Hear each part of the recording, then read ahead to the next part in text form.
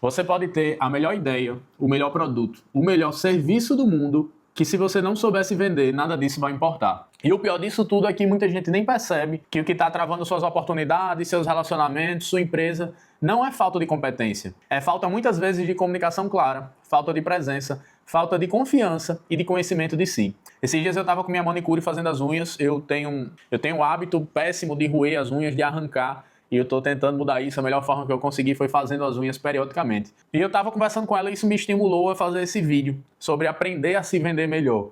Ela é uma profissional muito boa e ela está estudando, está se formando em podologia. E o sonho dela é trabalhar na área de podologia esportiva.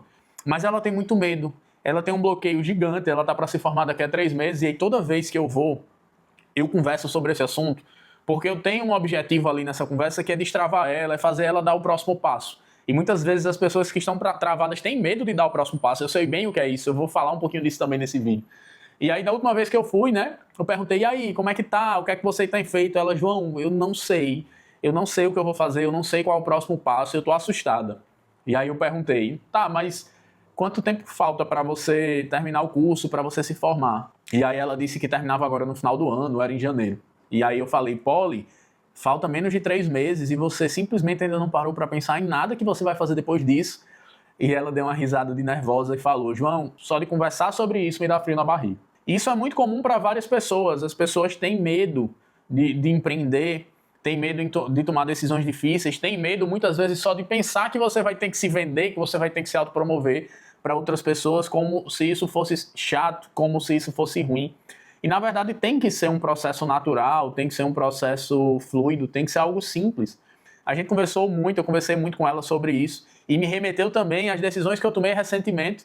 Recentemente eu fechei uma empresa de mais de 10 anos, se você não sabe, eu falei um pouquinho disso nos vídeos anteriores. E para mim também foi um desafio, não só tomar a decisão de fechar a empresa, mas decidir que eu iria empreender numa nova área, que era com consultoria, com mentorias, e que eu iria monetizar, digamos assim, o meu conhecimento, a minha experiência, e que a partir desse momento eu teria que me vender como pessoa, e não mais vender um produto como era antigamente. Antigamente eu tinha um e-commerce de moda, então eu tinha uma central de atendimento, eu tinha meus vendedores, criava processos de vendas, mas a gente vendia um produto, era algo tangível, então agora eu tenho que apertar as mãos, eu tenho que falar o que eu faço, qual o resultado que eu entrego, eu tenho que literalmente me vender.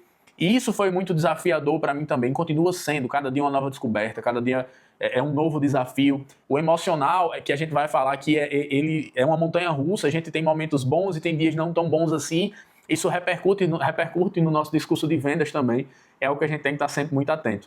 Então eu separei 5 passos que eu acredito que pode ajudar qualquer pessoa que está passando por essa fase, qualquer pessoa que quer empreender, qualquer pessoa que quer colocar um projeto, na verdade, tirar um projeto do papel, né? O primeiro ponto que eu quero falar é sobre confiança. A gente precisa estar muito convicto de quem a gente é, do que a gente faz e do quão bom a gente é, para que a gente não permita que o nosso emocional nos sabote, nos burle, nos impossibilite de tomar decisões e atitudes que precisam ser tomadas para que a gente tenha sucesso vendendo qualquer coisa que a gente esteja vendendo, tá? Tem uma frase de um livro que ela diz mais ou menos assim: um médico cirurgião, ele consegue operar alguém que ele não gosta, que ele não tem afinidade. Um advogado pode defender um criminoso que ele acredita que é culpado, ele consegue fazer um bom trabalho.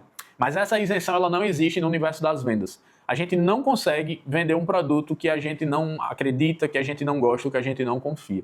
E esse processo de confiança, quando a gente está se vendendo, quando a gente está vendendo um serviço, quando de alguma forma a gente está vendendo a nossa imagem vinculada a alguma coisa, ele parte do pressuposto, para mim, de 2 pontos. Eu preciso estar confiante de mim, de que eu realmente estou qualificado, de que eu estou pronto, eu preciso estar confiante de que eu estou saudável, de que eu estou feliz. E nesse contexto várias coisas podem impactar, né?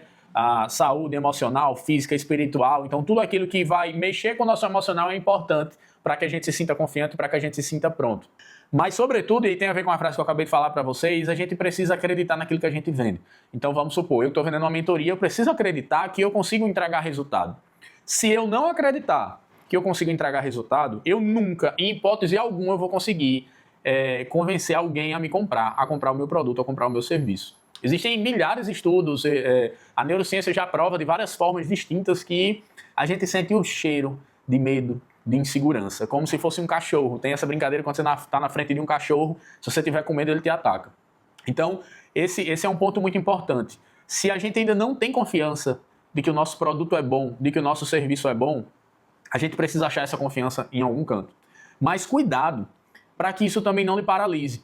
Porque uma coisa é você ser adepto do ciclo de melhoria contínua, assim como eu sou, e ter até um pouco de perfeccionismo, sempre em busca de querer melhorar. Mas uma coisa é você querer melhorar sempre, outra coisa é você não se permitir ir para o mercado com um produto, com um serviço no patamar que ele está. Um dos aprendizados mais fortes que eu tive com a minha empresa é que o mercado é o melhor centro de treinamento para desenvolver produtos, para desenvolver serviços, para melhorar a qualidade. Então, simplesmente, se você ainda não está se sentindo seguro de que o seu serviço é o melhor, de que você tem o melhor produto, comece mesmo assim, tire do papel. Porque somente com o feedback de clientes, com essa troca, com esse contato no dia a dia, vendendo o teu produto, vendendo o teu serviço, é que você vai conseguir realmente melhorar ele. Se você ficar planejando e planejando e planejando demais, você nunca vai tirar isso do papel. E quando um dia você resolver tirar, você na verdade vai ter perdido muito tempo. Porque as melhores melhorias, as melhores alterações, os melhores insights, eles vão vir da troca que você vai ter com o teu público-alvo, com o teu público certo, com o teu perfil de cliente ideal. Então, simplesmente dê o primeiro passo. E trabalhe em si essa confiança. Entenda quem você é, quais são os seus princípios e como é que você pode se conhecer a ponto de se influenciar. Olhe todo dia no espelho e enxergue dentro de você confiança, credibilidade e competência. Por mais que você não esteja lá ainda, aos seus olhos, se coloque à disposição do mercado, vá com medo mesmo, que você vai certamente ter os melhores insights de como melhorar esse produto. E se conheça para que você saiba se convencer de que você está sim fazendo o teu melhor e você tem sim um bom produto, que o teu produto, que o teu serviço no ponto que está, ele já consegue atender muitas pessoas, você precisa agora achar essas pessoas. O segundo passo para a gente se vender melhor é sobre sempre ter uma filosofia de que você entrega valor antes de pedir alguma coisa. E aí eu quero trazer uma história para vocês super rápida de um flanelinha que me abordou quando eu estava acompanhando a minha esposa na internação no hospital. Era por volta de 10h30 da noite, eu estava com fome, não tinha mais... A lanchonete do hospital estava fechado e eu, como acompanhante, não recebia comida. Então eu saí do quarto, fui lá para fora, fui pegar meu carro e ia procurar alguma coisa para comer. E aí, assim que eu saio do hospital, eu vejo o flanelinha vindo na minha direção. Eu já simplesmente não fiz contato visual, eu não queria que ele me abordasse. E aí ele fez a seguinte pergunta: Senhor, você está com fome? Eu sei exatamente onde é que você pode comer agora. E ele quebrou totalmente a minha expectativa. Ele fez uma pergunta que demonstrava que ele ia gerar valor para mim. Porque eu estava realmente com fome, sem ter a menor ideia de onde é que eu conseguiria comer ali próximo. Eu queria comer rápido porque eu tinha que voltar para o quarto. Não podia deixar minha esposa sozinha por muito tempo. E eu simplesmente fui pego de surpresa, fiquei maravilhado com aquela pergunta, eu não esperava isso de forma alguma dele, eu dei atenção, ele me disse 3 ou 4 opções de locais que eu poderia comer, inclusive do mais caro para o mais barato, e dizendo exatamente o que eu iria encontrar em cada um desses locais. E depois ele foi até o carro comigo, eu fui, lanchei e voltei, ele continuava lá e eu dei a gratificação, a maior gratificação, na verdade, que eu já dei para um flanelinha. Por quê? Porque ele me entregou valor antes de me pedir qualquer coisa. E é exatamente sobre isso que eu estou falando. A gente precisa entender como é que a gente entrega valor para as pessoas antes de fazer uma pergunta complexa, antes de fazer uma oferta, antes de pedir para que essas pessoas efetivamente comprem algo ou façam algo para a gente. E aí, como é que você gera valor? Cada pessoa pode gerar valor de um jeito diferente. Mas uma coisa é universal. É você entender o teu público e você entender quais são os desafios que ele está vivenciando ali, como é que você pode agregar nessa jornada dele de alguma forma. E foi exatamente o que esse flanelinha fez. Às vezes a gente olha para o nosso produto, no nosso serviço, mas no meu eu não consigo fazer. Cara, um flanelinha conseguiu gerar valor para mim e não foi limpando o para-brisa do meu carro, não foi colocando um papelão para o sol não entrar, que também é uma forma, foi com uma pergunta. Então ele estimula a parar e pensar quais são as perguntas que eu posso fazer nessa jornada de atendimento do meu cliente, quais são as dúvidas que ele pode ter, como é que eu posso ajudar ele antes de tentar vender alguma coisa, antes de tentar fazer algum pedido. Aproveitando um gancho, eu quero me apresentar. Se você caiu aqui de paraquedas e ainda não me conhece, meu nome é João Dantas, eu sou empreendedor, especialista em vendas e apaixonado por pessoas. E nesse canal eu falo sobre vendas, comportamento humano, empreendedorismo. Eu também gosto de compartilhar muitos conteúdos que eu leio nas minhas leituras diárias, então sinta-se à vontade. Se alguma coisa nesse vídeo ressoar com você, não esqueça também de deixar o seu comentário e já deixa um like para me estimular a fazer mais vídeos como esse. O próximo passo que a gente tem que pensar de forma prévia, de forma planejada, é como é que a gente pode ser visto. E aí, quais são os 2 principais pontos que eu quero pensar, que eu quero compartilhar com vocês e que eu pensei. Um é produção de conteúdo. Vou ter que começar a produzir conteúdo. Milhares de pessoas cada vez mais produzem conteúdo, mas o ambiente ao meu redor não é um ambiente produtor de conteúdo. Não conheço tantas pessoas que produzem conteúdo, então é um desafio na minha rotina pegar o celular e produzir conteúdo. Porque eu não ando com pessoas que fazem isso e, consequentemente, a gente não se sente estimulado. Então, eu estou cada vez mais moldando a minha rotina, tentando pensar em coisas que eu posso fazer, em rotinas que eu posso criar, para me estimular a produzir conteúdo. Eu estou puxando assunto com pessoas que produzem conteúdo, me aproximando de pessoas que podem querer produzir conteúdo, para ter algo em comum e poder trocar esse tipo de ideia.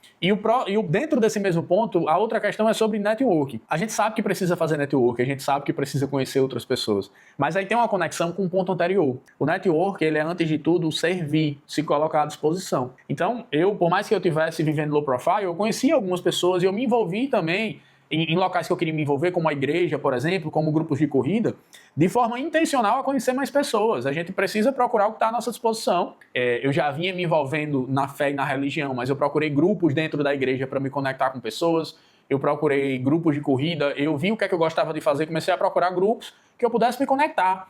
Ah, João, então você foi lá exclusivamente para vender? Não.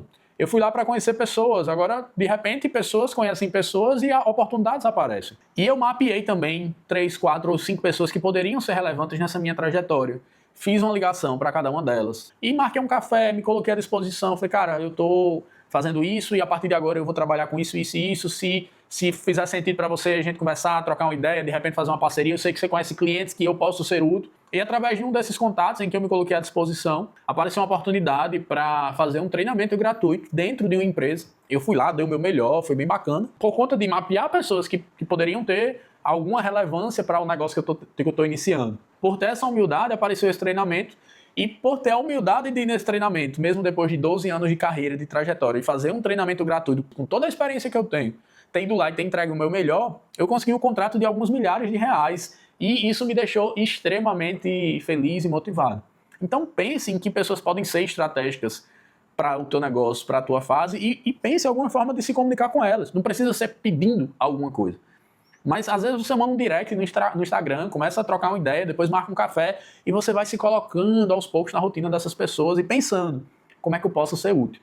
E aí vem o quarto passo, que é saber lidar com o não. Dentro desse passo eu quero tocar em 3 pontos. O primeiro ponto é que nem tudo que parece um não é um não. Então a gente precisa ter calma e tranquilidade. E aí eu conecto um pouquinho aqui com aquele primeiro ponto sobre ter confiança e ter clareza de que realmente você gera valor e consegue melhorar e impactar a vida das pessoas com aquilo que você vende. Muitas vezes a gente está conversando com os nossos clientes, a gente está ali na abordagem de vendas, está se comunicando, faz uma pergunta e de repente esse cliente não responde, ou ele tem uma atitude que você considera que não era a mais adequada para você receber e você simplesmente pressupõe que esse cliente não quer mais, que esse cliente não está mais interessado. Muito cuidado, porque muitas vezes as pessoas só estão na rotina delas, só não prestaram atenção, você só não era prioridade para ela naquele momento. Tenha em mente isso, nem tudo que parece não é um não. Siga uma rotina, siga um processo, decida quantas vezes você vai falar com essa pessoa por mais que ela não te responda, saiba identificar o que é que está por trás das respostas, entenda quem é o seu público para você entender se realmente faz sentido você continuar ali, entrando em contato com aquela pessoa, mandando mensagem no WhatsApp, fazendo uma ligação. Ser insistente é diferente de ser persistente, tá? Ser insistente é chato, é aquela pessoa que está todo o tempo tentando e fazendo mais do mesmo. Ser persistente é pensar várias formas diferentes de tentar iscar a mesma pessoa quando você acredita que você pode ser útil na vida dela. Então tenha muito cuidado com achar que toda vez que as pessoas te ignoram, elas não querem te comprar.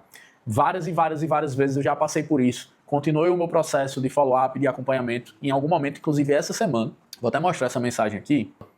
Será que você teria condições emocionais de fazer isso aqui, ó? Esse aqui foi um cara que eu me conectei com ele num evento, ele estava sentado do meu lado, a gente bateu um papo, e essa é a importância do networking. Ele falou que ele era gerente de uma empresa local e estava precisando fazer um trabalho dentro do WhatsApp. E é exatamente o que eu faço. Crio processos comerciais dentro do WhatsApp. E lá a gente conversou muito e combinou de que eu iria na empresa na semana seguinte para a gente conversar, entender qual era o meu trabalho, entender se eu posso ser útil dentro do ecossistema deles.